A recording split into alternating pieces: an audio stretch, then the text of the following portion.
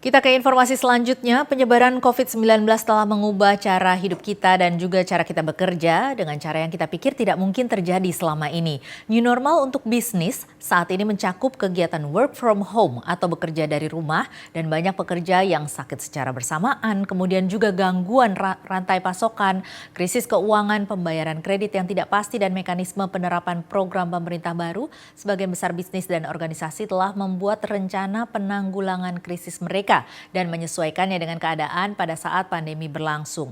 Tapi apa yang terjadi selanjutnya jika pandemi belum selesai, namun keadaan memaksa kita untuk melanjutkan bisnis dalam keadaan new normal. Nah, sudah bersama kita Bapak Sutrisno Iwantono, beliau adalah Ketua Kebijakan Publik Apindo untuk membahas hal ini. Selamat sore Pak Sutrisno. Selamat sore, apa kabar? Salam sehat ya. Ya, baik Pak, salam sehat juga Pak Sutrisno. Ya Pak, untuk saat ini memasuki masa transisi yang kemudian akan dilanjutkan dengan kegiatan seperti biasa dalam era new normal di dunia usaha, seperti apa yang ada di dalam definisi di dalam dunia usaha ini, new normal sendiri? New normal tentu bukan berarti kembali ke normal yang dulu ya. Jadi normal yang baru tentu berbeda dengan yang dulu. Yang kondisinya mungkin jauh lebih lebih di bawah lah dibandingkan kondisi yang dulu. Jadi karena apa? Karena memang kemudian tetap ada pembatasan fisik, ada pengurangan jam kerja, ada sip-sipan gitu ya. Itu semua yang dinamakan new normal ini kan upaya untuk bisa menyetop kejatuhan yang lebih parah gitu ya, sehingga kita bisa paling tidak bisa titik dari bottom gitu, kita titik bawah mulai kemudian. Ini seperti apa sih kira-kira gambarannya dalam berbisnis di era new normal ini, seperti apa gambarannya dan bagaimana nanti skemanya, rencananya? Gambarannya tentu akan berbeda ya. Pertama karena dalam waktu dekat ini kan belum tentu bisa ditemukan vaksin maupun obat untuk virus ini, sehingga kemudian pasti protokol kesehatan itu harus diterapkan.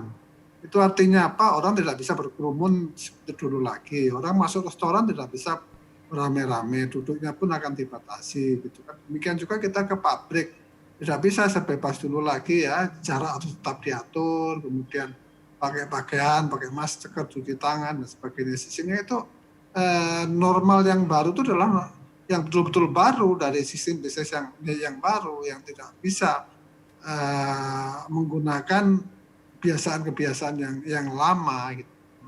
Ini yang kita lihat, sehingga kemudian juga kita tidak mungkin nanti bekerja pada kapasitas yang penuh tanpa didukung oleh infrastruktur lain yang memungkinkan kita untuk bisa berjalan begitu. Nah, ini langkah-langkah seperti apa yang sudah rencananya akan dilakukan? Apakah sudah ada rencana-rencana tertentu atau strategi-strategi tertentu untuk menjalankan bisnis di era new normal? Mungkin khususnya bagi Apindo sendiri.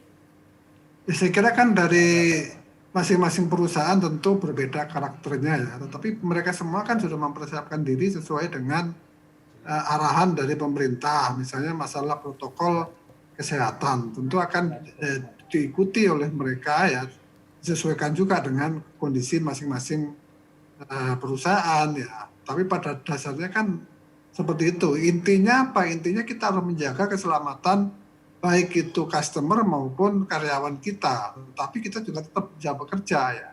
Sehingga kemudian adalah itu geliat dari ekonomi itu yang memungkinkan terjadinya produksi ya, yang dengan produksi itu kita harapkan kemudian masyarakat atau karyawan punya penghasilan, dan penghasilan ini juga akan menciptakan daya beli ya. Dengan cara begitu sisi produksi berjalan, sisi permintaan juga jalan, sehingga nanti pelan-pelan ekonomi ini mestinya bisa jalan. Tapi juga tidak boleh sembrono, nanti kalau kemudian kerja seenaknya tanpa memegang disiplin di dalam protokol COVID itu, nah itu juga berbahaya. Kan nanti kalau kemudian terjadi lagi penularan yang lebih besar ya pasti pelonggaran ini akan diketatkan lagi. Itu Betul, termasuk hari ini juga Presiden Joko Widodo sudah menyatakan akan menutup kembali ya sektor sosial ekonomi jika ada lonjakan kasus baru. Nah ini apakah ada antisipasi-antisipasi yang sudah dilakukan?